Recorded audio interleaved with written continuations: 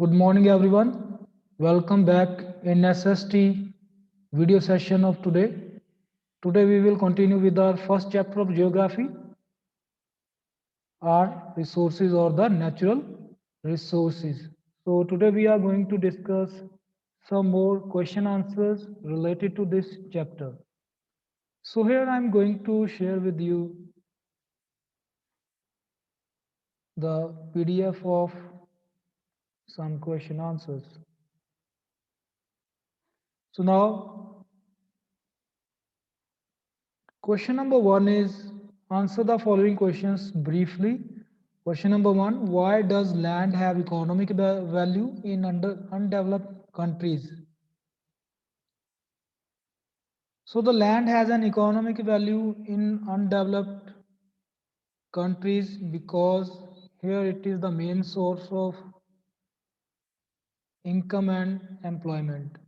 Those who have more land can earn more. So this is the simple reason that why land have an economic value in undeveloped countries. Okay, so you may see around you your villages, okay, so or your cities that the prices of land are very high.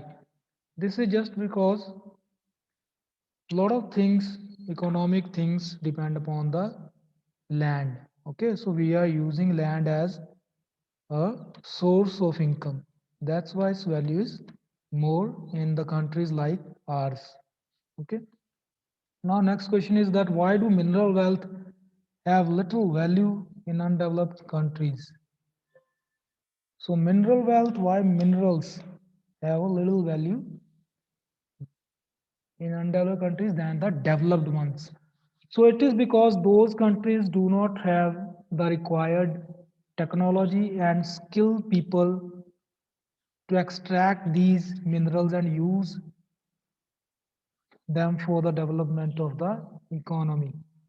Okay, so in undeveloped countries, the technology is not well developed. People are not skilled. So the country cannot use these resources very well for their development. That's why the resource value, the value of resources, minerals is very less. Next question is that what are natural resources? So as we have discussed in the chapter also, that natural resources are the naturally occurring materials which are used by humans in their natural form or with little modifications. Okay.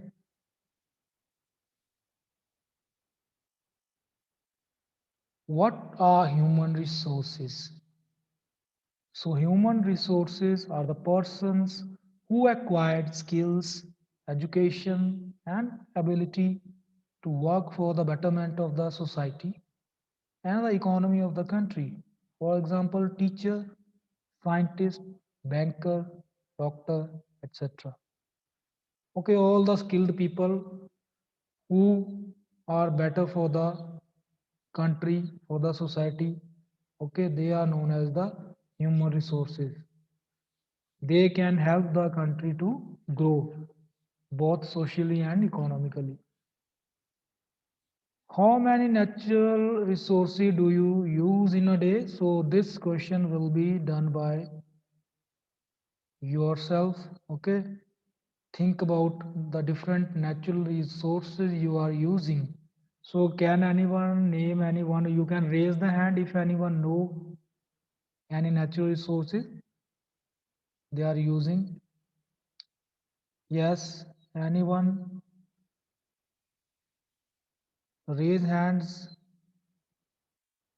if you know. Yes, Ashna Thakur, tell us what are the natural resources you are using on daily basis. Ashna is saying wind energy, but you are not using wind energy, Ashna. You are using just air to breathe in. Anyone else? The most common natural resource we use is water. So Avleen have written right, water. So you can write in the chat box also if you don't want to speak. but I would appreciate if you speak. So you can write here a number of natural resources which we directly get from the nature or with some modifications from with some modifications. So you can write here. This is up to you how many resources you can write. Now answer the following questions in detail. First is that explain the different factors depending on which the value of natural resources may vary. So there are different factors on which the value of natural resources depends and it varies. For example, availability. So people living in desert areas attach great value to drinking water as it is a scarce resource for them. Where it is available in abundance, people ignores its value. Okay. So availability is the main factor.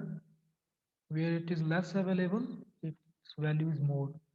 Utility, it means that resource is useful or not useful. If the resource is very useful for the people, then its value will be high. If it's not useful, its value will be low.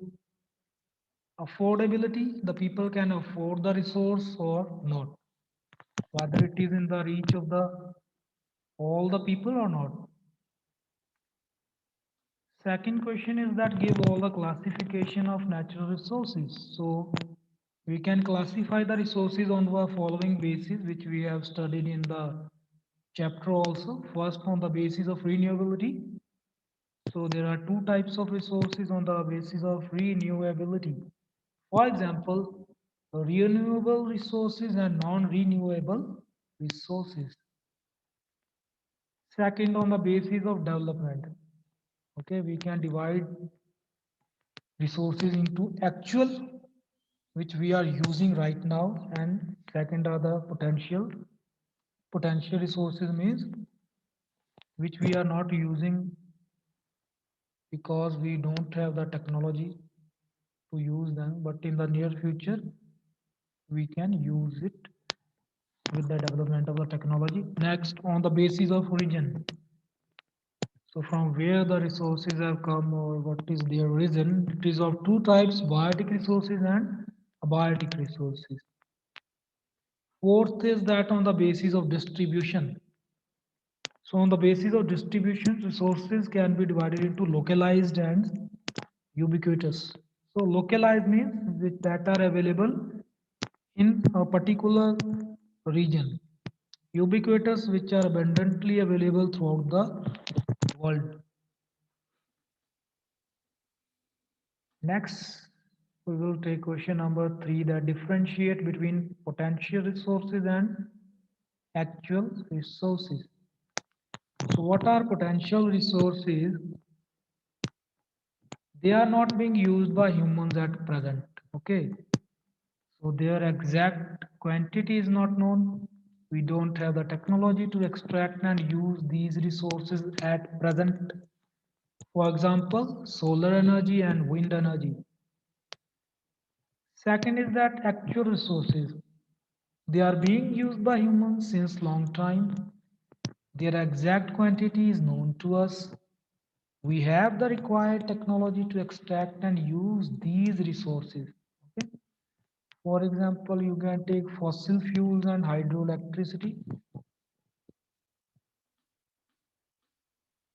Last question is that explain why human resources are most important.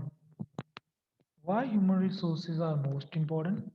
Human resources are most important because they know how to utilize the available resources wisely. They can develop the technology for the efficient use of resources. They have the ability to develop such techniques by which the resources can be managed well and reduce their wastage. They can find alternatives to the non-renewable resources. So that's why human resources are most important resources. Okay. So now we will discuss questions in detail.